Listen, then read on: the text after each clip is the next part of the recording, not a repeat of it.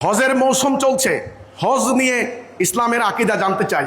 হজের উদ্দেশ্য হচ্ছে মূলত দুটি, এক জাগতিক, দুই আধ্যাত্মিক। জাগতিক হচ্ছে মুসলিম উম্মাকে আল্লাহ রাব্বুল আলামিন রাসূলের মাধ্যমে ঐক্যবদ্ধ করলেন। 5 ওয়াক্ত নামাজের মাধ্যমে ঐক্যবদ্ধ হওয়ার প্র্যাকটিস, আনুগত্য করার প্র্যাকটিস, আল্লাহর হুকুম মানার প্র্যাকটিস।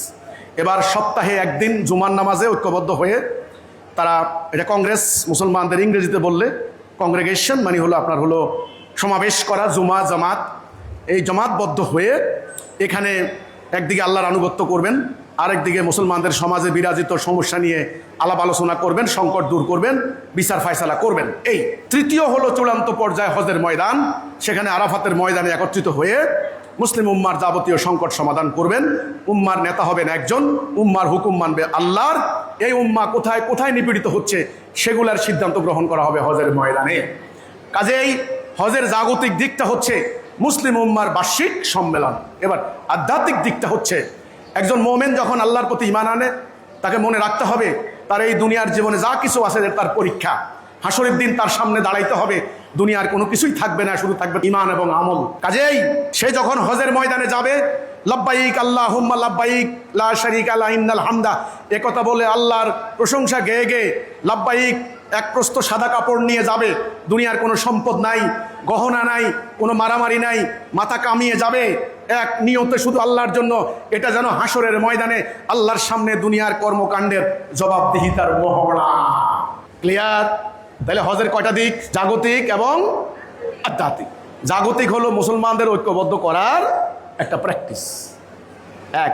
আধ্যাত্মিক হলো আল্লাহর সামনে দুনিয়ার যাবতীয় কর্মকাণ্ডের জবাবদিহিতা করার একটা প্রশিক্ষণ।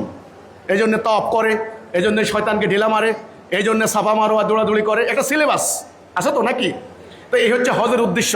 আজ মুসলমানদের হজ যদি একজন জাতির নেতা একজন হইতো, আল্লাহর কোরআন দিয়ে রাষ্ট্র চলতো, পুরো উম্মাহ যদি হজের ময়দানে একত্রিত হয়ে সমস্যা সমাধানের জন্য আলোচনা করত, তাহলে বিশ্বের বুকে কোনো মুসলমানের উপরে আঘাত করার হিম্মত কারো হইতো? কারো হইতো?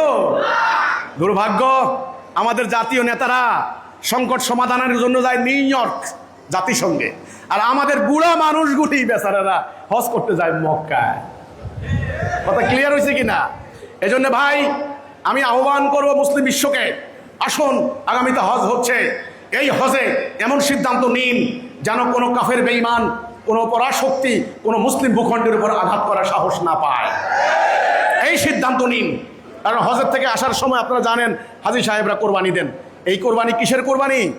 মালের কোরবানি, জানের কোরবানির প্রশিক্ষণ। ইব্রাহিম আলাইহিস সালাম কোরবানি দিয়েছেন ওনার পুত্রকে।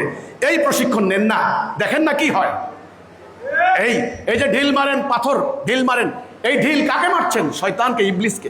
নিজের দেশে আইসা ইবলিসের আইন মানবেন, এই ঢিল মারার কোনো মানে নাই। এই যে কালো পাথরে চুমা খাচ্ছেন, কেন চুমা খাচ্ছেন? এটা হলো ঐক্যবদ্ধ করার একেবারে ন্যূনতম চেষ্টা।